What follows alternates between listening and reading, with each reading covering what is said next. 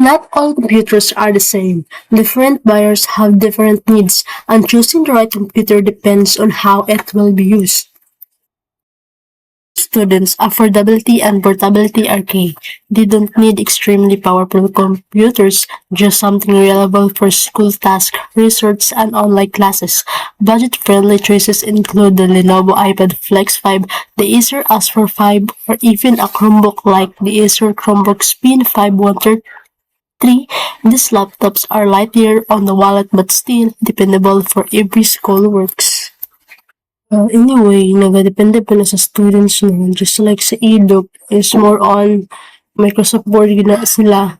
Then sa ITS, more on coding gid murag hindi sila umahay. Business professionals need reliability, portability, and strong security. Ultrabooks such as the Dell XPS 13 Plus, the HP EliteBook 840 G10, or the Lenovo ThinkPad X1 Carbon Zen 11 are excellent choices. They are powerful and thin, perfect for multitasking, video calls, presentation.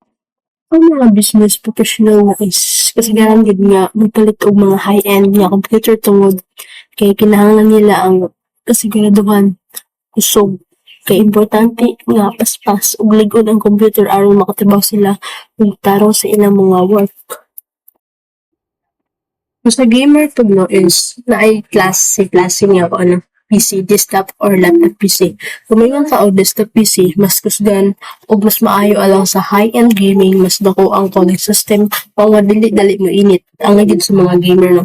Ug mas sayo ni upgrade kung gusto nimo dugangan og mas kusog parts sa video card o RAM. Kung mayroon pud ta og laptop PC, bisag dili ingon nga kusgan sama sa desktop, makahatag gyapon og maayo nga gaming performance. Ang pinakadako niyang bentaha is pwede na to siya madala sa klasa. Pero kung pinaka-simple nga word no, kung para sa gamer is mas maayo gud ang desktop PC.